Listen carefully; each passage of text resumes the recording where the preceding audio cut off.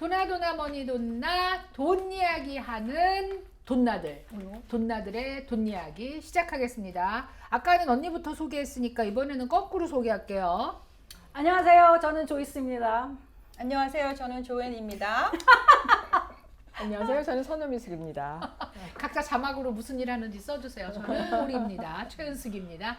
자, 이제 저희가 오랜만에 부동산 얘기 한번 하려고 그래요. 그동안 부동산 얘기 굉장히 여러 번 했었고 그리고 굉장히 핫한 이슈가 됐다가 이자가 이제 고공행진을 하면서 부동산이 사람들의 관심 밖으로 나갔어요. 나갔다기보다 그러니까 나갔다기보다 지금은 때가 아니지 않나 이렇게 이제 생각을 하게 된 시점이 됐는데, 그런데 정말 부동산 시장은 현재 어떤지 굉장히 궁금하거든. 예. 이자율 내려가지 않았어? 다시 올라갔어요. 또 올라갔어. 6점 지금 아마 크레딧 스코어 720점 더 이상 되시는 분 30년이 6.25 정도 돼요. 다시 올랐어요. 또 오를 거 아니야? 근데 여기서 더?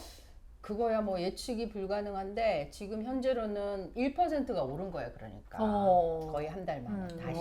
그러니까 지금 되게 플럭추에이트 해요. 왔다 갔다. 좀 이 상황인데 지금 내가 아까 부동산이 저 관심 바뀌다 그랬더니 아닌 것 같은데요? 그랬단 말이야. 왜 그렇게 말씀을 드리냐면 still first time home buyer들은 움직이거든. 왜냐면 이분들이 경쟁에서 밀리다가 지금 이제 좀 식었다 싶으니까 왜 다시 또 1년 만에 렌트가 돌아왔어. 근데 보통 리뉴를 해야 되는. 그렇죠. 렌트가 끝나기 보통 한 3, 4개월 전부터 결정을 해야 되잖아요. 그렇지. 리스를 다 1년 더 연장을 할 것인가 아니면 집을 살 것인가 다시 생각을 해본단 말이에요. 근데 이자는 올랐지만 경쟁은 없거든. 그거 중요해요. 그리고 가격을 조금 깎을 수 있을 것 같거든. 그리고 렌트는 올라갔고. 렌트는 올라갔고. 그러니까 그분들이 definitely 그런데 지금 전국적으로 지금 NAR National Association of Realtors에서 7월 말 자료를 8월 말에 발표를 했어요. 그러니까 우리가 지금 8월 자료를 궁금해하는데 8월 자료는 9월 말에 나와요. 그러니까 아직 모르지만 7월 말 기준으로 했을 때 전부 다 집 팔린 걸 기준으로 보니까 29%가 first time home buyer가 집을 샀어요. 30% 거의 그 정도 된다는 되죠. 얘기네. 네. 그러니까 원래는 지난번에 저희가 얘기했지만 first time home buyer가 아마 한 38% 정도 될 거라고 추정이 되거든요. 근데 이제 조금 빠졌지만 어쨌거나 이제 통계를 보니까 그렇다는 거죠. 네, 그런 게 있고 그래서 이제 통계 자료에 의하면 우리가 사는 이제 조지아 안에서 보면 7월에 클로징한 개수가 작년 대비 작년 7월 기준으로 했을 때 집은 23%가 줄었어. 엄청 줄긴 했구나. 줄었죠. 예. 근데 작년에 비교하면 안 되는 거 아니야? 작년에는 그러니까, 마켓이 그렇죠. 엄청 좋았잖아. 그러니까 이제 아니 어쨌든 그래도. 어쨌거나 이제 수치로 와. 보면 그래서 이제 하우스는 23%가 줄었고 그 다음에 타운홈은 7월 기준으로 전년 대비 25%가 줄었고 이제 요거는 이제 판매량이에요. 그러니까 그 작년에 했던 것보다 25% 정도가 적게 팔렸다는 거고 클로징을 적게 했다는 거고 이제 가격은 7월 한 달만 놓고 보면 1년 전보다 당연히 올랐죠. 왜 작년보다 그렇지. 1년 전보다는. 쭉 올라왔잖아. 그게 네. 언제까지였냐면 5월 초까지였거든. 그러니까 5월 초까지 거의 한 17%를 찍었다가 지금 떨어진 거야 이게. 떨어져서 지금 기준 7월 말 기준으로 10% 정도 상승한 걸로 돼 있어요. 그럼 5월보다는 뭐 10% 안쪽으로 떨어졌다는 거죠. 얘기네. 예, 내려간 거야 다시. 그래서 그렇게 가격은 한 10% 지금 오른 걸로 돼 있는데 이게 만약에 조금 내려가는 추세니까 올 연말까지 가면 작년보다는 좀 더 많이 떨어져 있겠죠. 한 자릿수가 되겠죠. 두 자릿수까지는 안 되고 이제 그렇게 되는데 이제 요거는 7월 한 달만 가지고 했을 때 통계가 그런 거고요. 그거 말고 이제 year to date이라고 그래서 1월서부터 쭉 7월 말까지 통계 자료가 또 나온 게 있거든요. 이제 그걸 보면 싱글 패밀리 홈은 7월까지 7%가 클로징한 개수가 줄어 있고요. 그러니까 왜냐면 그 전에는 더 많이 클로징을 했지. 앞에 1월서부터 5월까지가 클로징이 많았으니까 7월에 줄었어도 25% 3%가 줄었어도 통계를 보면 7%가 줄은 거고 그다음에 이제 타운홈은 한 15% 이렇게 됐는데 전체적인 가격은 year to date로 보면 15%가 오른 걸로 나와요. 그렇지. 네, 리얼 그러니까 투 7월 데이니까. 한 달만 보는 거하고 지금 year 어. to date, 그러니까 year to date이 더 정확하다고 보거든요. 그러니까 작년보다 지금까지 시점에서 15%가 올라 있다. 가격은.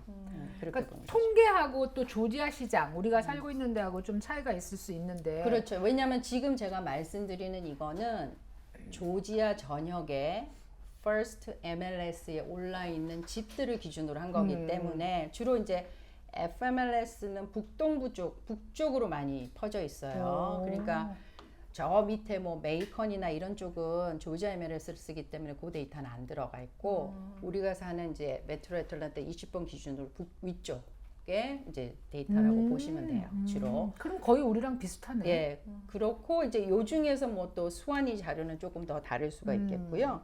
이제 보통 그런데 자 그러면 가격도 작년보다 17%가 올라 있고 판매량은 이렇게 됐고 그러면 매물은 어떻게 될 것인가? 집을 많이 내놓잖아요, 요즘. 그러니까 나오고 팔리고 하는 그거에서 매물이 지금 어느 정도 있냐? 전국적으로 보면 원래 제가 건강한 부동산 시장은 6개월치가 있어야 그게 수요와 공급이 맞는다 이렇게 얘기했는데 지금 3.3개월 아직도 없네. 아니야, 근데 꽤 회복한 거야. 그때 한 달이었었거든. 많이 회복했지. 오. 그래서 지금 3.3개월치가 전국적으로 지금 인벤토리가 쌓이고 있는 거예요. 네, 쌓이고 아직 있는 건강하진 그러면? 않네. 매물이 없네. 매물이 아직까지 부족하다. 그런 거지. 그러니까 많다는데 실제로 이제 제가 손님하고 이렇게 집을 다니면 매물이 많다 해도 사실 그다지 많다는 생각은 그다지 안 들어. 워낙 없었잖아. 워낙 워낙 없어서. 내가 찾는 집이 없는 거 아닌가? 그럴 수도 있어. 그럴 수도 있고 예를 들면은 옛날 같으면 옛날에 아주 정상적일 때는 손님하고 이렇게 타주에서 만약에 손님이 오시면 월화수 사흘을 나눠서 보러 갈 정도로 매물이 많았다고요. 근데 지금은 하루만 가도 끝. 그다음 끝. 볼 게 없어. 왜냐면 그 중에 좋은 거를 가야지 아주 상태가 안 좋은 집은 안 가도 되잖아요. 그러니까 이거 빼고 저거 빼고 하면은 별로 볼 게 없어. 그러니까 그만큼 줄어 있다는 거예요. 왜 매물이. 그럴까? 왜 그럴까? 매물이 없는 게 일단 집이 그동안에- 모자란다며요. 일단. 그동안에 너무 적었어 매물이. 그 팬데믹을 거치면서 원래 이제 우리가 2019년에 팬데믹 왔었는데 그 전에도 한 20%, 25% 적었거든요 매물이. 적은 상태에서 확 그냥 완전히 가뭄 오듯이 말라버렸지. 그러다가 지금 조금씩 물이 들어오는 그런 형국이거든요. 그러니까 아직까지는 조금 더 늘어나야지 이게 밸런스가 맞아요. 그래서 뭐 많은 바이어들이 이렇게 말씀하세요. 지금 이제 바이어 마켓이 되지 않나요? 근데 그렇게 되려면 조금 더 있으셔야 되고 3개월 정도의 매물이 더 쌓여야 된다는 얘기. 근데 조지아가 또 마켓이 좀 더 좋은 게 아니야? 그 내셔널 그 무슨 내셔널리 보면 그다지 쏙 좋은 편 아니에요. 거의 중간치 들어가요. 제가 이제 항상 보는데 가장 핫한 데는 플로리다 마이애미. 오. 나는 조지아가 굉장히 핫할 것 같은데. 플로리다 쪽에 네이플, 마이애미 이런 데가 그러니까 아무래도 이 그 팬데믹을 지나면서 아리조나, 세도나 이런 데 있죠. 그러니까 사람들이 휴양 겸 휴양이 되면서 라이프를 즐길 수 있는 그런 쪽은 스틸 핫하고 그게 보여요. 그래서 플로리다 쪽은 되게 아직도 핫한 편이고 지금 텍사스 쪽에 워낙 기업이 많이 들어가서 텍사스 쪽도 핫하다고 얘기는 하는 것 같아요. 네, 근데 이제 전체적으로 이 나오는 데이터들이 우리가 생각하는 그런 기준하고는 조금 다르게 나와요. 네, NAR. 그래서 NAR의 Chief Economist가 이제 로렌스 윤이라고 한국 분이세요.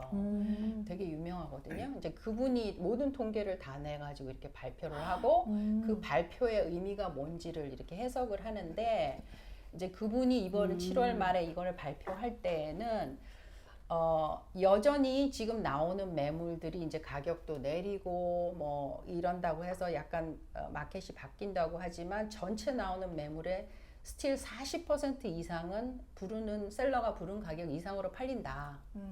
아직까지도. 그러니까 이런다 해가지고 미디어에서 이제 막 가격이 이제 하락한다 하지만 실제로 보면은 꼭 그렇진 않고 아직도 셀러 마켓이라고 디파인을 하는 거거든요. 그렇게 돼 있고 그리고 그 전에 왜 옛날에 한번 309 이사 수완이 지역에서 집이 나오면 거의 나흘 만에 계약이 거의 다 됐었거든요. 근데 지금은 그게 3주 정도 가요.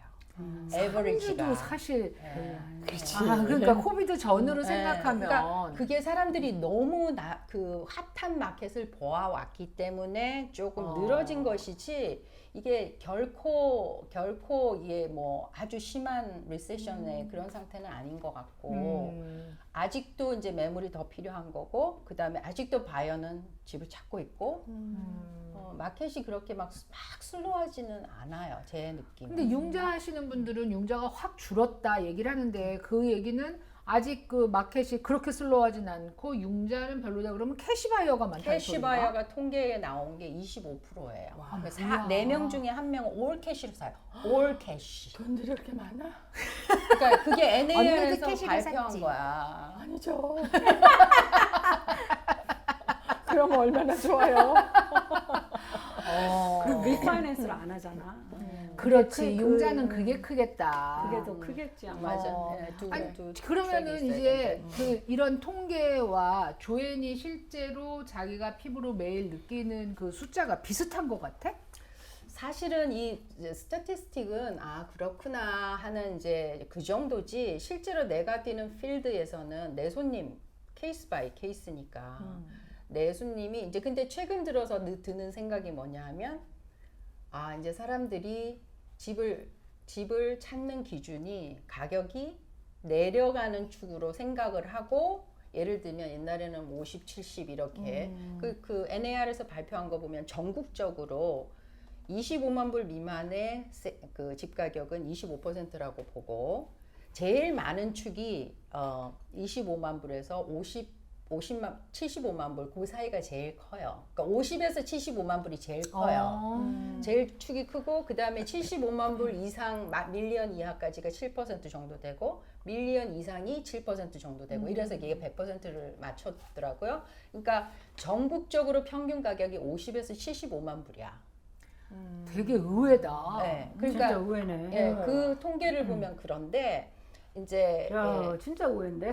최근에 저한테 연락 오셔서 집 사시겠다고 하신 분이 이제 다운사이징 또는 first time home buyer 아니면 타주에서 자 조지아는 오고 싶은데 2, 3년 후에 리타이어 할 거야.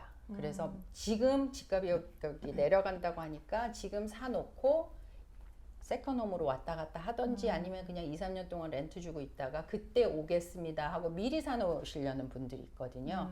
그러니까 그런 분들이 전부 다 찾는 금액이 50만 불 언더가 많아요. 그러니까 이제 옛날에 그 핫했던 50만 불 이상 그런 거보다는 좀 실리적으로 움직이시려는 그리고 이제 목돈이 많으신 분들 그러니까 캐시 바이어도 계시고 그래서 이 경쟁에서 내가 좀 내 실리를 취하겠다라고 하시는 그런 분들이 좀 많이 움직이시는 것 같아 허수보다는. 그런데 조지아만 이제 예를 들면 사실은 캘리포니아나 이런 데 사시는 분들은 우리가 이렇게 집값을 얘기하면 깜짝 놀라실 가격이잖아. 아직도. 그쵸? 아직도. 뭐 이제 뉴욕, 뉴저지, 뭐 캘리포니아 이런 분들은 뭐래 쟤네 지금 무슨 이 집이 방 한 칸밖에 없는 거야? 뭐 이럴 수도 있단 말이야. 근데 우리 조지아에서 오랫동안 산 사람들은 야 집값 정말 많이 올랐다 이러는 상황인데 어느 순간부터 50만 불짜리 집은 찾을 수 없다고 그랬는데 지금 그렇게 찾아다니면 어떻게 사? 찾아다니면 이제 그 밑에 그러니까 이제 그게 눈이죠, 뭐 눈. 스퀘어풋을 줄이거나 가격을 낮추거나. 그러니까 필요한 사람들이 움직이는 건데 이제는 뭐 비싼 집을 사는 사람보다는 실제로 숨어 있다가 안 됐던 분들 있잖아요. 5% 다운해가지고 컨틴전시 다 넣고 감정 안 나오면 집 못 산다고 생각했던 사람들은 지금 움직이는 거예요. 왜냐면 그 전에 감정이 안 나와도 샀어야 되고 그렇지. 더 얹어서 샀어야 되고 그다음에 내 집 팔고 사는 거 조건이 안 됐는데 지금은 그것도 가능하고 그러니까 그동안에 어깨를 못 폈던 바이어들이 이제 하나씩 그러네. 하나씩 나오기 시작하면서 이제 좀 사볼까 그러시는 분들은 움직이시는 거죠. 근데 새로 짓는 집 자체를 이제 더 이상 뭐 50만 불 이하를 짓지 않는다 이런 얘기가 많이 새 집은 있었는데. 네, 새 집은 그런데 이제 빌더가 요즘 프로모션을 되게 많이 해요. 이야 이게 웬일이야. 네. 불과 정말. 빌더가다. 어. 에이전 커미션도 예전에 깎아서 2%인데 이제 3%로 올라가고 어이구. 그리고 이거 사면은 뭐 니네 그 바이다운 해준다 그래요. 이자율도 우리가 깍 돈을 줘서 싹 사게 해줄게. 그러니까 이자가 비싸니까 집을 안 산다고 생각하는 거야. 그럼 6.25면 바이 뭐 디스카운트 포인트를 우리가 돈을 내서 사줄게. 이런 프로모션을 하는 거야. 어이구야. 빌더들이. 그러니까 그렇게 적극적으로 안 하면 안 팔리니까. 그래서 지금 아마 신축은 펄밋 개수가 줄어들고 있다 그래요. 왜냐하면 걔네들이 안 팔릴 거를 지어놓으면 컨스트럭션 론을 내야 되잖아요. 그러니까 론 페이먼 안 하려고 들어오는 사람 맞춰서 이제 몇 개씩만 이렇게 짓다 보니까 펄밋을 풀을 안 하는 거죠. 지금 그동안 문제됐던 게 사실은 집이 없고 뭐 새 집도 없고 이랬지만 그 큰 이유 중에 자재가 부족했다가 많았는데 혹시 자재 수급상은 좀 지금은 나아졌어? 거의 정상화된 그렇구나. 것 같아요. 네, 네. 어. 그러나 제가 며칠 전에 새 집을 이제 손님하고 클로징하기 위해서 바이어 워크드루 보통 이제 새 집은 클로징하기 일주일 전에 바이어 워크드루를 해요. 그럼 빌더랑 만나서 이제 빌더가 이렇게 바이어한테 집을 관리하는 법서부터 우리는 이 집을 어떻게 지었고 이런 거는 네가 메인테넌스를 이렇게 해라 이렇게 인포메이션을 주는데 너무 준비가 안 돼 있는 거야. 그러니까 아주 그 집이? 아주 러쉬를 한 거지. 너무 러쉬를 한 게 티가 나. 그래서 얘기를 했지. 우리 이렇게 청소도 안 된 상태에서 바이어 오리엔테이션 하는 거 용납이 안 된다. 그리고 다시 준비를 제대로 해서 이제 보통 그렇게 해서 바이어 오리엔테이션 하고 나면 클로징 하는 당일날 아침에 파이널 워크드루를 하고 집이 다 준비됐네 보고 CO 나온 Certificate of Occupancy가 나온 걸 확인을 하고 이제 클로징을 가는데 바이오 오리엔테이션도 엉망으로 한 데다가 클로징 당일날 아침에 가니까 다 해놨다고 하는데 엉망이야. 왜 그래? 엉망인데 빌더들이 어떤 느낌을 받냐면 옛날에는 빌더들이 좀 경험도 많고 이제 빌더도 이렇게 이 레벨이 있잖아요. 거기 보면 프로젝트 매니저가 있고 그냥 프로젝트 매니저가 하나씩 빌더를 어사인 해가지고 너 이 집 지어 이 집 지어 이런 식으로 하는데 이 빌더가 그냥 자기 리스폰스를 다 못하면 집이 그냥 너무 그냥 날림으로 지은 게 표가 나 이게 눈으로 보기에도 그래서 우리 바이어가 너무 화가 나서 너무 나이스하게 해줬어. 너 파이널 워크드루까지는 잘 했으면 좋겠다. 우리가 좋게 얘기를 하고 나왔는데 그날까지도 안 됐구나. 안 돼 있고 얘네들이 어떤 게 있냐면 빌더가 이런 게 있어요. Survive the closing이라는 클로즈가 있어요. 자, 이날까지 못 해주면 우리가 책임지고 클로징 하고 나서 해줄게 라는 말이야. 그게 이제 이게 법률 용어를 그걸 쓰는데 그 명목 하에 대충 해놓고 클로징하고 너 워런티 있잖아. 그러니까 우리가 그 워런티 신청하면 애니타임 우리가 다 해줄게. 그럴 거면 왜 클로징을 하냐 이거지.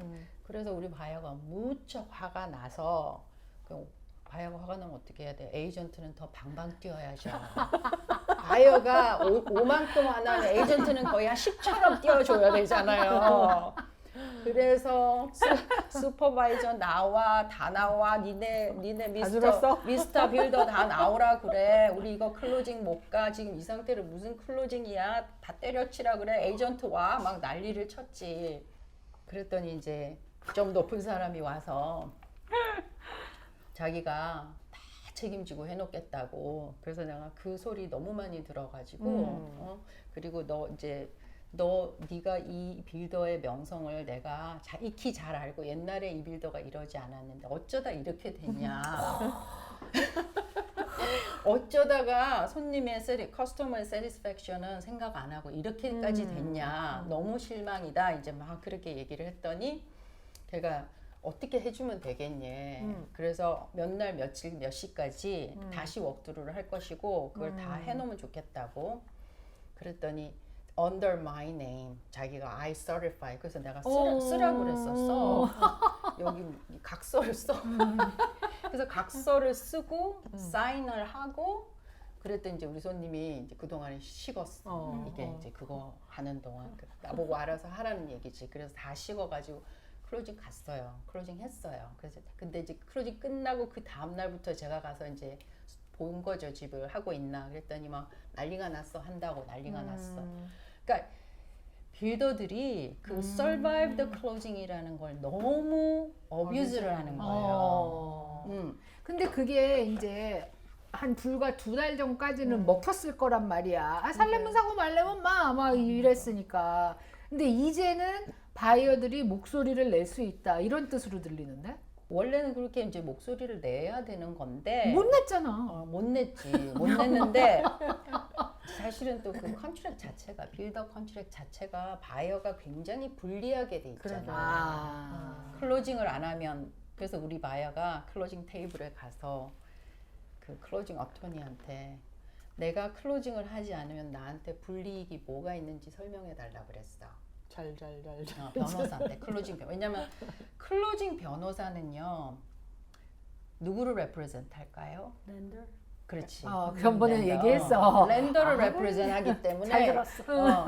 클로징 변호사는 물론 그 변호사가 그 로펌이 빌더랑 릴레이시 돼서 빌더가 어사인 한 변호사이긴 하지만 이 사람은 랜더를 레프레젠트 하기 때문에 바이어나 셀러한테 어드바이스 못하게 돼 있죠. 법적으로. 그래서 걔가 나이스하게 내가 랜더 레프레젠테이션이라서 너한테 어드바이스는 못하지만 만약에 네가 클로징을 안 하게 되면 earnest money 3만 불 걸어놓은 많이 거 벌었네. 못 돌려받고 거기다가 하루당 per diem이라고 그래. 하루당 이 셀러가 내고 있는 construction loan에 대한 payment 이자를 하루 250불이야 그게. 그러면 한 달이면 얼마죠? 7,500불이죠. 오 마이 갓. 그 돈을 네가 물어야 돼. 이제 이렇게 알려준 거죠. 근데 이제 우리 클라이언트가 잘 뭔가를 좀 잘 알고 대화를 잘 하시는 분이어서 자기는 그냥 사인하기가 싫었던 거야. 튕기고 싶었던 너무 거야. 열받아서. 너무 열받아가지고. 그래서 시간을 좀 많이 끌다가 해야 되겠죠 하고 하긴 했어. 하긴 했는데 저도 되게 열받았어요. 왜냐면 좀 잘해가지고 해피 클로징이라는 거를 좀 하면 그래. 좋은데 너무 대충대충 하는 습관이 들어 있어요. 그러네. 지난 2년간, 2, 3년간 지금 빌더나 셀러들이 그래도 되는 줄 알게 된 거잖아. as is로 사. 뭐 안 살려면 이렇게. 그래서 지금 그런 현상이 벌어지고 있는데 이게 이제 바뀌겠죠. 조금씩 바뀔 거고 그러고 나서 이제 빌더 에이전트한테 가서 그 장황한 얘기를 다 하고 좀 니네가 좀 더 많이 애를 써줬으면 좋겠다라고 이제 얘기를 하긴 했는데 사실 빌더 에이전트만의 이건 또 책임은 아니거든. 에이전트가 빌더 보고 너 이래 저래 할 수는 없는 관계들이잖아. 그 안에서. 근데 할 수 있는데 안 한 거야.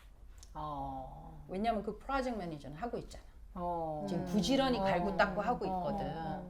그러니까 이제 그때 뭐라고 했냐면 우리가 왜 가면은 바이어 오리엔테이션 가면 막 이제 안 된 부분을 막 블루 테이프도 붙이고 그렇지. 그린 테이프도 붙이고 뭐 드라이월은 그린 테이프, 페인트는 블루 테이프 이렇게 붙이잖아. 그래서 내가 게리 내가 이거 테이프 붙이는 거 나 이제 더 이상 못해.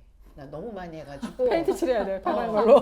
내가 보기에는 이거 붙이는 게 의미가 없고 니네가 다 했다고 떼어버리면 그만인 일이야. 그렇잖아요? 그러니까 네가 봐서 네 크루들을 하게 해. 그리고 나를 불러. 다 됐으면. 이제 그래서 우리 손님하고 간 건데 지금 부지런히 하고는 있더라고요. 야, 근데 그런 상황에서도 아까도 말했다시피 2달 전에는 집을 샀단 말이야. 야, 그러니까 이제 좀 건강하게 가고는 있는데 또 한편으로는 비싼 값에 집을 산 사람들은 화나고 불안한데 그건 어떡하지? 저도 비싼 값에 샀는데 그냥 있는데요. 지나가야지.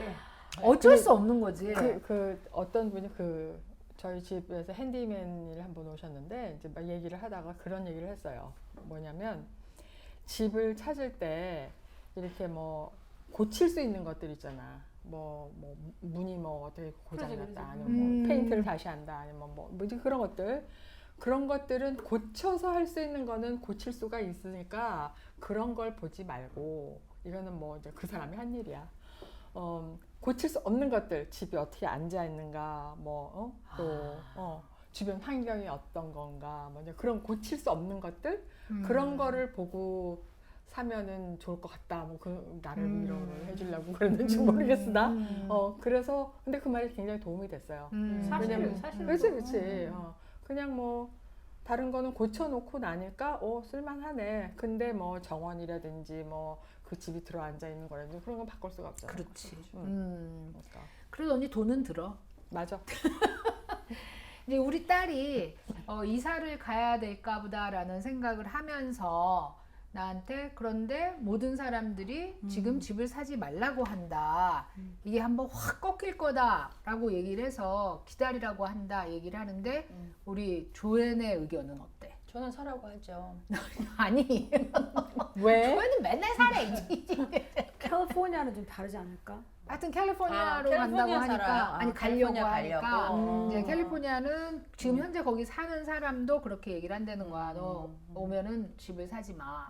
당장 사지 마. 그런다는데 지금 이제 그런 얘기들 하거든. 11월 되면은 한번 확 더 내려갈 거다 이런 얘기를 한다고 하는데 조앤이 보는 전망. 저는 글쎄요, 뭐 전망하기는 좀 힘들긴 한데, 저는 손님들한테 투자용은 정말 굿딜이 아니면 사지 마시라고 하고, 내 집 사는 거는 지금 사나 그때 사나 뭐가 이렇게 다르고, 그다음에 그 사가지고 내가 인조이하는 거에 의미를 좀 더 두시라고 말씀을 항상 그렇게 드려요. 그러니까 굳이 뭐 그거를 타이밍을, 그러니까 뭐 기다릴 수 있으면은 기다렸다 좋은 딜을 하면 되는데 그게 꼭 좋은 딜일까는 잘 모르겠어요.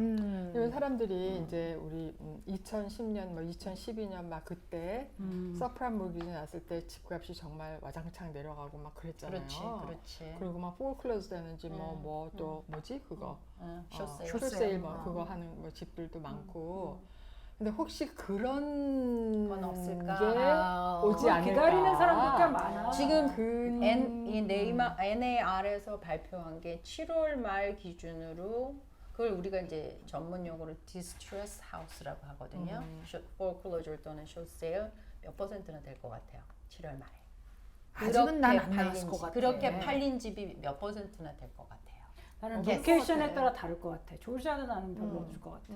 전국적인 거니까 이거는 1%래요, 그게. 야. 1%. 그러니까 7월 말 기준으로. 그다음에 이제 제가 항상 나오면은 포커스하는 게 모기지 연체율. 그렇죠. 그렇지. 모기지 연체율은 제가 보기에는 고용 시장하고 굉장히 밀접한 연관이 있어. 그렇지. 네. 근데 고용 시장이 지금 아직 탄탄하다고 아, 하잖아. 그럼. 그러니까 아직 돈을 벌어. 그래서 사람이 없어서 고용을 못 한다. 그러니까 모기지 페이먼을 못할 정도로 어려운 상태는 아니기 때문에 쉽사리 저도 나오면 사고 싶죠. 그때는 숏세일 사고 싶죠, 저도. 그때는 그러니까 융자 자체를 너무 무리하게들 그렇지. 많이 했잖아요. 막 그냥 그 뭐라 그러지, 막 120% 론도 막 하고, 그리고 자기 뭐 소셜 시큐리티 없어도 막 사고 막. 그러니까 그때는 어떻게 생각하면 오고야 말아야 할 것이 왔다. 난 내가 보기에는 이때까지 올 4월 말 5월 초까지 이렇게 아주 고공행진을 했던 거기에서 사신 분들은 다 여유가 있었던 분들 같아. 왜냐하면 웃돈을 주고 사셨던 분들이고, 다운페이도 20% 이상 다 하셨어야지만 오퍼가 억셉이 됐기 때문에 여윳돈이 없는 가난한 사람들은 그렇게 엄두를 못 냈어. 맞아. 그 융자가 그렇게 까다로웠는데 그걸 또 다 통과를 했고. 그렇죠.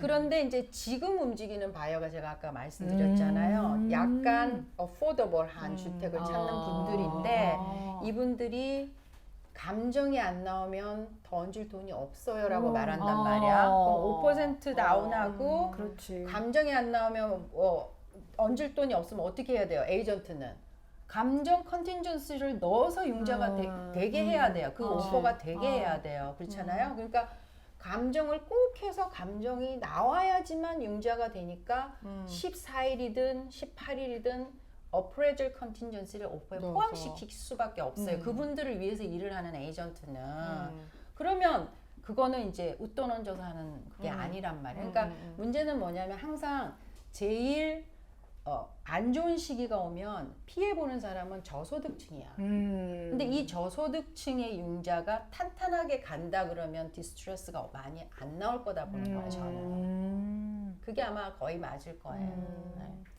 우리 박 PD가 그 우리 조엔 대표하고 알고 이 뭐 집 살 때 조언을 받고 그런 게 지금 몇 년 정도 됐지? 3년? 아니 저 이제 1년 전? 박 PD가 처음에 와서 집 산 게 언제지? 저 작년. 작년에 집 샀나? 네. 왜냐면 박 PD가 집을 살 때 이제 이 우리가 조엔이 부동산에 대해서 막 얘기를 시작해 할 때였는데 조엔이 늘 그렇게 얘기를 하는 거야. 언제 떨어지고 언제 오를지에 집중하지 말고 내가 이 집이 필요한가에 집중을 해야 되는데 그렇지. 프라이머리 하우스는 대부분의 사람들은 싸게 사서 비싸게 팔고 싶은 거는 너무 인지상정인데 모든 사람이 그렇게 할 수는 없다. 중요한 건 내가 지금 필요하냐 아니냐로 결정을 해라. 그렇게 얘기를 했는데 그 필요한 사람들이 지금 사도 되네? 라고 생각을 한다는 거잖아. 그러니까 이제 지금 엊그제 집을 보고 오퍼를 해서 어제 바인딩이 된 젊은 커플이 있는데 그 친구는 남편이 미국 사람이에요. 그러니까 와이프가 한국 분이시고 근데 이 친구가 스탁 브로커야. 자기 직업이 스탁 브로커야. 그래서 제가 인트러스트 레이트에 되게 예민할 거라고 내가 그냥 어스움을 했어. 그래서 내가 매튜 너 만약에 그 인트러스트가 이렇게 돼도 괜찮겠냐 이렇게 먼저 물었어. 집을 보기 전에. 그랬더니 자기는 어차피 리파이낸스 할 거니까 괜찮다고 그렇게 쿨하게 얘기하더라고요. 한 1, 2년만 내고 나면은 그냥 좀 있다가 나중에 어차피 리파이낸스 할 거라고. 그러니까 어차피 인트러스트는 그냥 지가 알아서 마켓에서 출렁거리도록 내버려 두고 자기가 원하는 시기에 집을 사는 거지. 그러니까 왜냐면 이 사람은 11월에 이제 리스가 끝나니까 지금부터 움직여서 미리 준비를 하는 거니까요. 그러니까 똑똑한 사람들은 다 하게 돼 있어. 언니 왜 웃어? 네. 그 중에 하나야. 했잖아. 우리 질문하시는 분들 댓글을 통해서 말씀하실 때 이제 그 부동산에 대한 질문을 몇 개 하셔서 얘기를 했는데 어떤 분이 이제 영국에도 집이 있고 미국에도 집이 있고 뭐 이런 상황이다라고 질문을 하시면서 미국에 새 집을 산 후에 그 집에 거주하게 되면 세금 혜택이 있나요? 홈스테드 이그젬션 있으세요? 그러니까 나는 이제 뭘 얘기하고 싶으냐면 한국에 집이 있고 독일에도 집이 있고 스위스도 집이 있고 미국에도 집이 있어. 그럼 미국에 집 살 때 미국 법을 따라. 미국 법을 따라서 이 집은 그냥 되는 거죠. 그러니까 내가 어디에서 얼마만한 집을 가지고 있는지는 관계가 없는 거잖아. 제가 보기엔 이 질문하신 분은 글로벌 마인드. 지구는 하나의 공동체. 맞아. 그래서 이게 물론 이제 미국에 집이 현재 있으시대. 근데 새 집을 사서 그 집을 거주용으로 할 거다. 그럴 때 세금 혜택이 있을 수 있느냐라는 질문이야. 프라이머리 하우스는 항상 세금 혜택이 있고 먼저 프로퍼티 텍스는 당연히 있고 그리고 이제 뭐 자기가 아이터마이즈 디덕션을 하시면 인트레스트 낸 거가 당연히 세금 혜택을 받으시고 그렇게 되니까 그런 걸 물어보신다면 그런 혜택은 당연히 있고. 근데 아이템마이즈가 힘들다는 걸 우리가 얘기를 했잖아. 사실은. 그러니까 사실 그렇게까지 엄청난 세금 혜택은 아니고 자 이제 홈스테드 이그젬션에 대해서 얘기를 했는데 그게 뭔지 잠깐 설명해 줄 수 있을까? 홈스테드 이그젬션은 이제 내가 거주하는 집에 한해서 그 한 채에 한해서 이그젬션을 해주는 거예요. 그러면은 신청을 해야 돼요. 그건. 무슨 이그젬션? 홈스테드 이그젬션. 그러니까 뭐에 대해서 이그젬션을 받는 거예요? 집에 대해서. 집에 내는 재산세가 만약에 5,000불이다. 그러면 홈스테드 이그젬션을 신청하시면 한 10% 정도가 이렇게 감면 혜택이 주어져요. 근데 이건 투자용은 안 되고요. 거주용, 내가 거주하는, 내가 집이 10채다. 한 채에만 적용이 돼요. 근데 이제 자기가 사는 카운티나 시리 네. 거기 이제 네. 오피스가 신청을 하시는데 지금 투자용 얘기가 나왔으니까 질문 중에 내가 프라이머리 하우스를 사서 렌트를 준다 하더라도 누가 알아? 내가 이거 프라이머리를 렌트 준 건지 그런 이제 비슷한 질문을 하신 거야. 그러니까 내가 살 때는 이자를 프라이머리로 해서 1% 적게 받았어. 근데 내가 이거를 렌트를 주고 딴 데가 산다 그래도 어떻게 알아? 은행이 어떻게 알고 법이 어떻게 알아서 나보고 세금을 내라고 할 거야? 이런 질문이 있는데 그거는 궁금하신 것 같아. 네, 그거는 이제 융자 하실 때 융자의 서류들이 쫙 있고 본인 사인이 들어가죠. 서명하는 사인이. 근데 그 서류에 나는 이 집을 프라이머리로 산다, 투자용으로 산다가 명시가 되어 있어요. 그러니까 내가 거주용으로 샀는데 거주용으로 샀으면 이제 거주용인 거죠. 근데 이제 내가 여기 살다가 무슨 라이프 체인지가 있어서 딴 데로 가고 이걸 렌트를 하는 건 그거는 해당이 안 돼요. 자, 그러면 그 얘기는 라이프 체인지라는 거는 내가 갑자기 발령을 받았거나 아니면 직업이 바뀌어서 이제 조지아에 살다가 알래스카를 가게 됐다. 근데 집을 프라이머리로 샀었는데 이 집을 렌트를 줄 수밖에 없다. 그러면 그거를 본인이 증명을 해야 되는 건가? 나 지금 이래서 간다 이러고? 모든 융자 서류에는 인컴 서류뿐만 아니라 이 사람이 지금 어디에서 무슨 일을 하고 있고, 그죠? 그래서 이 사람은 거주용이 해당이 되고 안 되고가 다 나오거든요. 아니 근데 이제 그 집을 사고 몇 달 후에 그렇게 됐어. 몇 달 후에 그렇게 된 거는 그게 뭐 체인지 마인드 들어갈 수 있어요. 아니, 사실은. 예를 들어서 네, change mind 융자 들어갈 수 있어요. 서류라는 게 그러니까 클로징 가기 전에 그걸 다 디테일하게 뭐 나의 상황을 다 하잖아요. 근데 이제 클로징을 했어. 하고 나서 상황이 바뀐 거야. 한 달 그럼 아는 후쯤. 게 아니라 뱅크가 어떻게 알아요? 그거를 그러니까 론을 하는 사람으로서 이거를 무슨 뱅크에다 알려야 하는 의무가 있는 건지. 그래서 그게 약간 그레이 에리어라고 할 수가 있죠. 그레이 에리어라고. 그럼 본인의 부르는 거죠. 양심에 맡겨야 되는 그렇죠. 거네. 그러니까 그렇지만도 이제 텍스를 파일할 때는 분명히 알게 되겠지. 왜냐면 뭐 두 집에서 아니 그렇죠. 근데 만약에 내가 투자용이 집을 되면. 사지 않았어 언니. 내가 집을 사지 않고 프라이머리 하우스가 하우스라고 하고 론을 적게 받고 렌트를 주고 자기는 엄마네 집에 가서 사는 거지. 그러면 어떻게 알 수가 있어? 모를 것 같아. 근데 이거 여기서는 그걸 모든 게 수살 들어오는 것도 아니고. 인텐션이 되게 중요해. 그러게. 그러니까 인텐션이 되게 중요하니까. 근데 이제 그거를 그러니까 이제 내 생각에는 우리가 yes, no로 대답하는 거는 아니고 그 자기 컨트랙에 쓴 거를 자기가 사인했잖아. 그 컨디션에 대해서, term에 대해서 자기가 사인했으니까 그거를 읽어보시고 적용이 되는 거는 이제 그렇게 그렇지, 적용이 그렇지. 되는 거지. 그거를 who's gonna come after me? We don't know.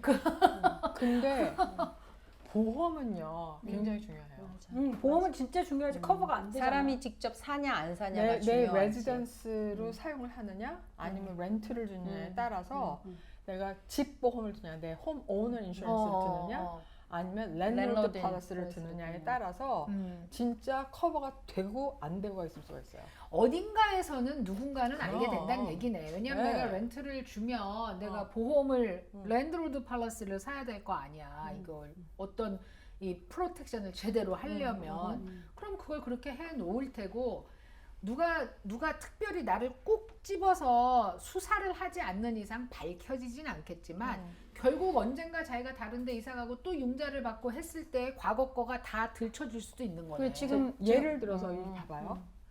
테넌트한테 이제 렌트를 줬어. 근데 뭘 고쳐달라고 자꾸만 몇 번 얘기해. 근데 그냥 살아요 그냥 그렇게 했어. 근데 그게 결국은 말썽을 부려가지고 테넌트가 다쳤어. 그럼 뭘 하겠어요? 수를 하지. 수하지. 수를 하겠지. 홈오너를 수를 하겠지. 그러면 홈오너 인슈런스로 그게 커버가 되겠어요? 안 되죠. 당연히 안 되지. 홈오너가 어떻게 왜 네가 살면서 왜 네가 수를 해? 그렇지만 랜드로드 팔러스라면 뭐 잘잘못을 따져서 물론 이제 여러 가지 코스가 있겠지만 베이지컬리 리스판시블 하다 그러면 커버를 받을 수도 있겠지. 예. 자동차도 그래. 자기가 비즈니스 오너고 나 혼자 그냥 회사 이름으로 자동차를 리스하거나 회사 이름으로 자동차를 산단 말이지. 텍스 공제 어쩌고 저쩌고 해서. 그런데 일하는 사람한테 너 잠깐 여기 갔다 와. 그리고 그럼요. 사고가 나면 커버가 안 돼. 제가 그래가지고 지난번에 차를 바꿀 때 잠깐 그 생각을 한 거예요. 처음에는 그냥 회사 이름으로 그냥 리스를 한다고 그랬다가 집에 와서 가만히 생각을 해보니까 나는 이 차를 내가 회사 이름으로 사도 인플로이는 한 번도 운전을 안 할 것이고 어떻게 잘못하면 혹시라도 누가 이렇게 인플로이가 타고서는 뭐 이렇게 어쨌든 내 비즈니스를 너무 노출을 시키는 것 같은 생각이 딱 드는 거예요. 그래서 그 다음날 가가지고 퍼스널로 바꿨다는 거 아니에요. 그게 되게 중요하고 그러니까. 실질적으로 사람들은 비즈니스로 리스를 하거나 네. 비즈니스로 차를 사면 100% 공제가 된다고 생각하는데 그렇지 않아요. 많은 프로페션, especially you and you 이건 100% 커버가 디렉트가 안 돼. 퍼센티지로 나누게 돼 어차피. 근데 미국은 지금은 옛날보다 많이 없어졌어. 내가 30몇 년 살면서 보니까. 그런데 미국은 본인한테 맡기는 게 굉장히 많아. 맞아. 양심에 맡기는 너를 거. 믿을 거야. 그래. 네 크레딧도 네 건 근데 거야. 그렇게. 미국 군대를 갔다 온 친구한테 물으니까 군대도 그렇대요. 미국 군대하고 한국 군대의 차이가 한국은 무조건 시키잖아. 여기는 알아서 하게 한대. 그러니까 본인이 선택하면 디스플린이 되는 거고 본인이 작게 부리려면 얼마든지 부릴 수 있대. 얼마든지. 그 대신 걔는 계속 그 생활을 하는 거지. 그러니까 평생 그렇게 사는 거지. 프로모션이 안 되고. 그러니까 프리덤도 있으면서 리스폰스블리티. 그러니까 이분은 굉장히 이제 많이 알고 계신 분이에요. 왜냐면 1031 익스체인지를 했어. 이제 렌탈 하우스를.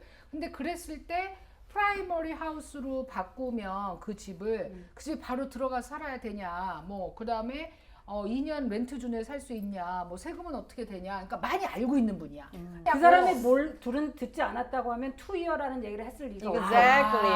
없어. 이거 유도신문이에요. 1031 익스체인지에서 산 집은 2년은 무조건 렌트 줘야 된다. 다 알고 있다고. 렌트 안 주면 어떻게 돼? 그러면은 저기 디스폴 된 거 세금 다 내야 내야지. 돼. 세금 안 내고 밀어놓은 거 세금 다 내야지. 내야 된다는 거잖아. 2년을 알고 있다는 게 킵니다. 여러분 누군지 말 안 하겠습니다.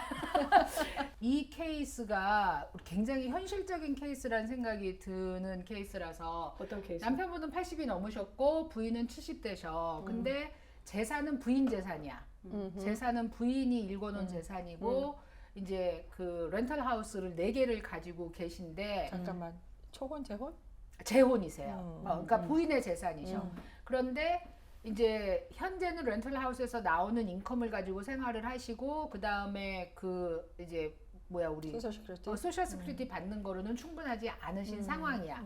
근데 우리가 리빙 트러스트 얘기를 하니까 그럼 이거 트러스트 빨리 만들어야 되느냐 그것도 궁금하시고 자식한테 그냥 줘야 되느냐 아니면 나는 이 집을 그냥 신경 쓰기 싫으니까 팔고 어떻게 다른 방법이 있지 않을까라도 생각을 한다. 사실은 이분이 굉장히 머리가 좋고 아주 똑똑한 인생을 사신 거야. 그러니까 70대 거의 그렇지. 후반이 네 개, 되셨는데 네 개. 렌트하우스 자기 똑똑한 집 세 채 딱 가지고 있고 거기서 인컴을 저 남자분이 결혼을 잘하신 거지. 그렇지. 근데도 남자분은 박사님이시래. 그래서 진짜. 행복하게 사셨어. 똑똑한 행복하게. 집 세 채 가지고 있으면 언니 똘똘한 세체. 남편이 똘똘한 세체래. 똘똘한 세 채를 갖고 있으면 남편이 결혼을 잘하는 거야? 아니 그 여자분의 재산이래. 그렇지. 이 여자분이 설명에서는. 지금 잘 기억하고 있어요. 생활이 될 만한 인컴. 늦었어. 잘 기억하고. On the way. 저희 언니가 얼마 전에 코비드 때문에 약간 아직 회복 중이세요? 근데 고생을 좀. 이분 질문이 사실은 우리 입장에서 얘기를 하면 트러스트 만들으셔야죠. 왜냐하면 그 재산이 나중에 이제 그 프로베이션 코트로 가서 그동안에 클레임. 그동안에 뭐 렌트비 받아야 되고 또 그 집에 대해서 뭐 그 이제 들어온 테넌트가 바뀌고 이런 문제들이 생기니까 모르겠어요. 이분은 잘 모르겠지만 제일 커먼이 생기는 거는 이제 재혼이시기 때문에 이제 배우자의 자녀들 뭐 그럴 일은 없어야겠지만 혹시 뭐 많아. 이런 문제가 생길 수 있으니까 물론 이제 뭐 리걸리 어드바이저를 잘 받으셔야 되겠지만 우리가 여기서 디스커스 한 바로는 트러스트를 만드시는 게 정답이죠. 근데 그럴 것 같아요. 상황이 잘 모르겠지만 실질적으로 그 다른 나라에서 날라와요. 돌아가시면. 이건 나 실제 케이스야. 아, 이건 나도 아는 케이스가 있어. 날라와 진짜? 진짜로. 그래서 자녀가 있는지도 몰랐는데 날라오는 자녀가 그냥 트러스트가 있어. 없이 그냥 윌만 있어. 트러스가 그래? 있어도 날라와. 있어도. 왜냐면 they don't know any better. 어. right? 그러니까 와. 그래서 CPA를 목을 조르고 갔어. 그러니까 너 때문에 이렇게 됐다고. 요거가 이게 되게 중요해서 이분은 뭔가를 당연히 하셔야 되는데 만약에 지금 건강하시고 80세이시면 그걸 그냥 팔아서 나와 내 남편이 죽을 때까지 일정 그 개런티 인컴을 만들고 그걸로 사시고 나머지는 기프트를 하시든지 뭐 근데 다시 일정 개런티 인컴은 어떻게 만들어? 그러니까 이제 그런 파이낸셜 프로덕트들이 있어요. 금융 플래닝 상품들이 하셔야지. 있어. 그래서 어뉴이티를 얘기하는 거지. 뭐 어누이티가 보통 내지는. 많이 사용되지. 어누이티가 보통. 근데 이제 다 어누이티로 하시는 건 아니고 어떤 분들은 이제 일정 디비던드가 많이 나오는 걸 사기도 하시는데 그 뭐냐 개런티 인컴을 내가 뭔가를 만들어서 나와 내 남편이 죽을 때까지 필요한 걸 일단 해놓고 그리고 나서 남은 거는 주든지 말든지 트러스트를 만들어서 넣어놓든지 하셔야 되는 거예요. 그러니까는 이제 그 현재 가지고 있는 그 네 채의 렌탈 프로퍼티를 그냥 두시는 것보다는 아예 그냥 잊어버리고 딱 어뉴이티든 뭐든 묶어놔서 죽을 때까지 연금을 받을 수 있는 거로 만들어 놓으시고 그 집을 처분하셔서 그리고 남는 돈은 뭐 트러스트에 넣던가 아니면 기프트로 자녀한테 미리 줘서 나중에 발생할 수 있는 문제를 깨끗이 치워버려. 정리해라. 그러니까 내가 어떤 부동산을 적어도 한 개는 남겨 놓으셔야 될 것 같아. 사셔야 되니까. 그러니까 그거는 당연히 리빙 트러스트에 넣으면 좋고 그리고 이제 법이 자꾸 바뀌고 있으니까 그 상담을 하셔서 그 필요한 자료들 그러니까 리걸 다큐멘트를 다 만들어 놓으시는 거를 진짜 추천할 것 같아요. 내가 보기에 이분은 플래닝을 하셔야 될 것 같아. 왜냐면 지금 그걸 파는 것도 상황을 잘 모르는 게 그렇지. 이게 지금 베이스가 얼마인지 나오면 얼마나 캐피털 게인이 나와서 텍스를 얼마나 내지 그런 것도 모르고 하니까 진짜 디테일하게 들여보지 않는 한은 이거는 좀 많이 시간을 투자해서 봐야 되는 거지. 이게 스테이트별로 차이가 있을 수도 있나? 스테이트 텍스가 다 다르니까. 조지아는 스테이트 텍스가 없지만 다른 스테이트는 있잖아. 그러니까 그거에 따라서 어느 스테이트에 계신지 모르겠지만, 그러니까 진짜 sit-down해서 내가 정말 플래닝을 한다는 거를 좀 다른 면으로 설명하면 내가 가지고 있는 자산을 어떻게 제일 효과적으로 활용하겠느냐는 거예요. 그러면 거기에 우리가 많이 생각하는 게 어떻게 하면 텍스를 내지 않고 할 수 있겠냐잖아. 근데 그것뿐만이 아니라 가지고 있는 돈을 제일 효과적으로 만들어서 써야 되는 거잖아. 그거를 하기 위해서는 말씀하신 대로 진짜 sit-down해서 플래닝을 잘 해서 이제 execute를 하면 제일 좋지. 제일 좋은데 이제 상황이 어떤지 모르니까.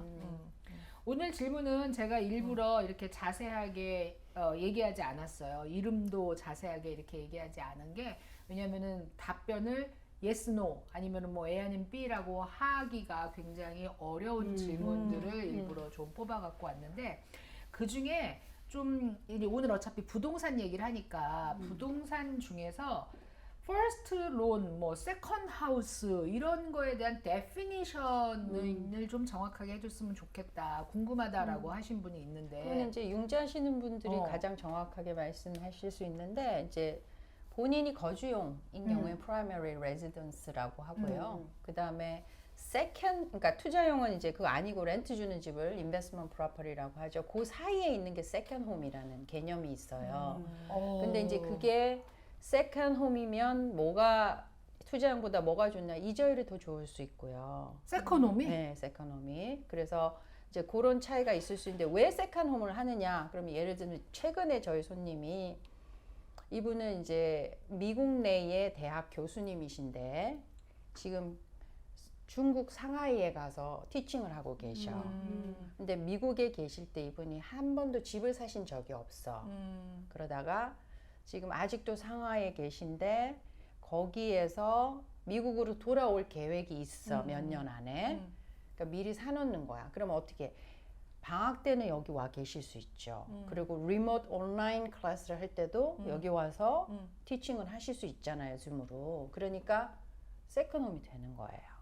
거주는 안 하시지만 내가 왔다 갔다 하는 어떤 목적이 있고. 나 지금 이제 개념이 이해가 안 된 게 나도. first home은 없어. 없는데 second home이네. 그러니까 first home이 아니지. 왜? 내가 여기에서 살지 않잖아. 365일 살지 않으니까. 않잖아. 그러면 이분이 여기 안 계실 때는 집은 그냥 비어 있어?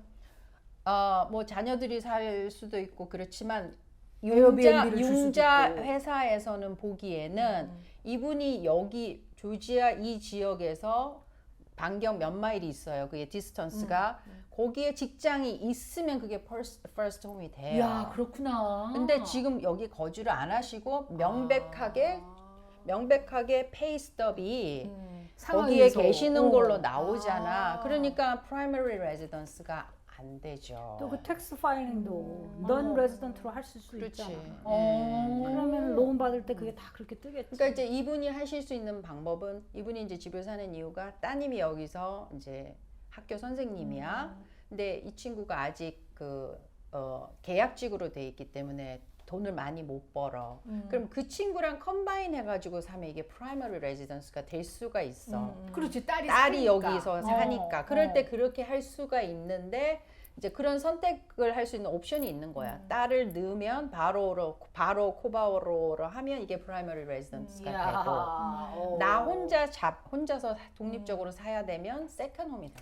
안 그러면 그 내가 이제 여기 조지아 뭐 여기 딜루스에 살면서 뭐 한 200마일 뭐 그렇죠. 이렇게 떨어진 맞아요. 데서 그건 세컨홈이 되죠. 스테이션 그렇지. 그건 홈에서 세컨홈인 거야. 그럼 그건 세컨홈으로 세컨홈 해서. 되는 거야. 그러니까 그게 기준이 있어요. 몇 마일 안에서 직장을 다니면 이건 프라이머리로 볼 수가 있고 그 반경을 넘어가면 그건 세컨홈으로 사야 되는 그러니까 거야. 나는 여지껏 언니가 말한 그 세컨 홈에 대해서만 생각을 했는데 퍼스트 홈이 없는데 세컨 홈이 된다고 하니까 그래서 지금 이 데피니션 정말 오해하고 있었구나 그런 생각이 드는 거지. 근데 그러면은 그 세컨 홈으로 했을 때 무슨 어드밴티지가 있는 거지? 세컨홈으로 하면은 인베스트먼트보다는 이제 은행마다 좀 다르긴 하겠지만 이자율이 조금 더 좋을 거예요. 보험은 어떻게 해? 보험은 보험은 그냥 홈으로 하잖아. 프라이머리 홈처럼 프라이머리 하겠지. 그러니까 세컨 홈으로 들어가. 세컨 홈 세컨 들어가지만 홈 오너스 그렇지, 인슈런스. 그렇지. 홈오너 인슈런스. 인슈런스인 거죠. 네, 어. 네, 네. 우리가 그런 시간을 한번 마련해 보면 굉장히 좋을 것 같아. 그러니까 언니는 만약에 홈 오너스 인슈런스면 그 아예 우리가 증서를 펴놓고 데피니션을 하나하나 설명을 하고 그게 무슨 뜻인지. 그다음에 이제 부동산도 지금 이것처럼 이제 디드를 놓고 설명을 하든가. 그래서 도대체 이게 무슨 뜻인지를 좀 정확하게 짚어보면 어떤가. 클로징 서류 같은 거 이제 여기에 라인 바이 라인 이게 뭔지 셀러가 그러니까. 내는 돈, 바이어 내는 돈이 뭔지. 텍스도 마찬가지인 것 같아. 우리 이제 템포리. 12월 말까지 그거 보는 법. 보는 법이 되게 중요할 것 같아. 우리 이거 12월 프리로 말까지. 주기는 좀 그렇지 않냐? 나도 그래. 아이 그런 소리 하지 말고 우리 머니돈날을 시작할 때의 초심을 잃으면 안 돼. 잃어버렸어. 우리 초심이 뭐였어? 우리 초심이 초심이 참 마음이야. 초심이 참 마음이야. 초심이 뭔지 알아? 나란 말이 딩기게 달라야. 진짜 왜? 저 못 알아들었어. 못 알아듣었어 지금? 언니한테는 너무 번역, 먼 나란 얘기야. 말씀이 못 알아들었어. 우리의 초심은 다시 한번 말씀드려야 돼 시청자한테도 뭐냐면 미국에 이렇게 오래 살고도 미국의 법, 미국의 룰 이런 상식을 몰라서 말하자면 예를 들면 덜컥 보험을 나한테 해당되지 않는 거 내가 원하지 않는 거를 들어놓고 믿거라 하고 살고 있는 거잖아. 그래서 조금이라도 좀 더 상식에 깨있는 생활을 했으면 좋겠다. 특히 모든 걸 남편한테 맡겨놓고 살아 버릇하는 우리 한국 동포 엄마들, 아줌마들, 돈나님들께 우리가 아는 한에서 우리가 각각 프로페션이라고 말하는 필드 안에서는 좀 쉐어하자. 프리로 쉐어하자는 건데 이제 와서 그딴 소리 갑자기 하다. 안 돼. 너무 갑자기 뭔가 아까운 생각이. 그건 아니고 코비드 언제 걸렸어? 저 올지 오래됐어. 이제 증상이 나타났어. 증상이 이제 나와?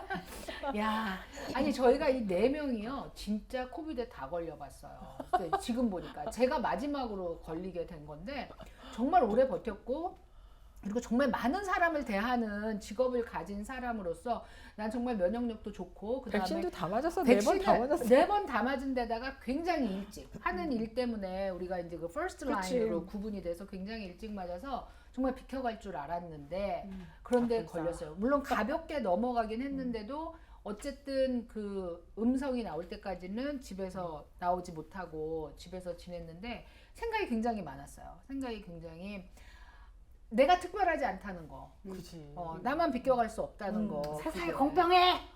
그러니까 이제 코비드만으로도 우리가 알 수 있는 거지. 그럼. 우리 여기 지금 요 방 안에 7명이 앉아 있는데 5명이 걸렸어. 썼어. 걸렸었죠. 그러니까 걸렸었지. 다 썰바이버야. 2명은 아직까지 안 걸렸어. 2명은. 면역력이에요. 면역력이. 근데 이게 아마 보편적인 그 퍼센티지가 아닐까. 퍼센테이지가 아닐까 그런 생각을 한다고. 그러니까는 지금은 대부분이 걸리고 있다는 건데 이제 우리 미숙이 언니하고 제가 거의 동기예요 지금. 코비드 동기인데 할만했죠 언니. 그가 좀 아주 심한 독감을 앓는다 그 정도였던 것 같아요. 그러니까 뭐 숨이 차거나 뭐 그런 거는 없었는데 목이 잔뜩 부어가지고 막 어떤 날은 막 음식을 삼키기 힘들고 막 이제 그러니까 결국 이제 그건 항생제 먹고 났는데 그것만 나면 난 다 될 줄 알았지. 그리고 한 일주일 지나니까 음성은 딱 나오는데 그래가지고 이제 이래도 되는 줄 알고 또 막 또 오피스에 나가지고 그래도 마스크를 하고서 이제 나갔는데 문제는 에너지가 없는 거야. 보약 드신대요. 먹으려고 했었지. 먹으려고 지금. 저는 반대하는 중이에요. 안 먹으려고 그래요. 식욕이 좋아진다 그래서. 그래서 그 에너지까지 회복시키는 데는 진짜 한 열흘 걸리지 않나? 엄청 더워요. 인제 겨우 이렇게 뭐 맛있는 거 먹고 싶고 이제 걸을 때도 좀 이렇게 기운이 나고 그러지. 한 이틀 전만 해도 그냥 뭐 시들은 그치. 병든 병아리지. 오늘은 우리가 맛있는 거 사줄 수 있어. 살아나왔으니까. 그래서 이제 이 얘기를 왜 하냐면 코비드가 보편적인 것처럼 사실은 세금, 부동산, 보험, 우리 뭐 그 연금, 우리의 노후 이게 굉장히 보편적인 거예요. 특별한 얘기를 하는 게 아니라 우리가 굉장히 보편적으로 인생을 살아가는 데에 꼭 알고 있어야 되는 얘기를 하는 건데 이걸 어떻게 해서든 좀 쉽게 전해드리려고 되게 노력을 하고 있어요. 근데 그게 이 댓글에서 우리가 생각했던 대로 받아들이시는구나라고 할 때 굉장히 보람이 느껴지고 또 한편으로는 직접 전화를 받으시잖아요. 직접 전화를 받으셔서 상담을 하거나 이제 그 얘기를 할 때 자기의 상황을 얘기를 할 때 또 거기에서 굉장히 보람을 얻고 있어요. 그래서 유튜브라는 게 사실 지금 보니까 저는 이제 방송국을 하는 입장에서 생각하는 건데 훨씬 쌍방 교류가 되는 것 같아. 방송보다. TV는 내놓고 나서 끝이야. 그게. 이제 물론 이제 한국하고 미국하고의 차이도 있겠지만 TV는 내가 내놓고 나면 끝인데 유튜브는 댓글을 통해서 아니면 직접적인 컨택을 통해서 쌍방이 서로 상호간에 교류가 일어날 수 있다는 게 굉장히 다른 부분으로 받아들여지고 있어요.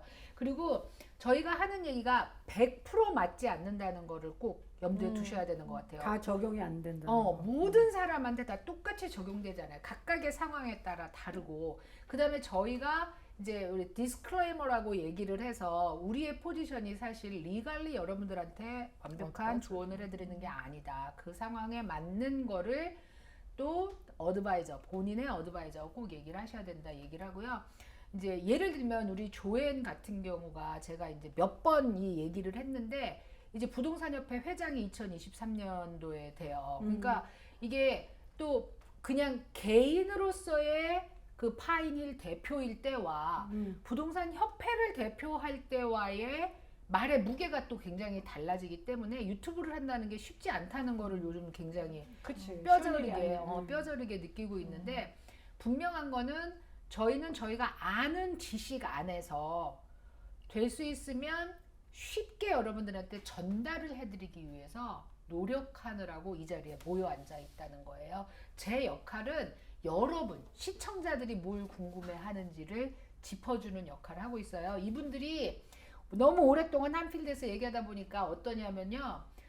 다른 사람도 자기처럼 아는 줄 알아. 설명을 안 해.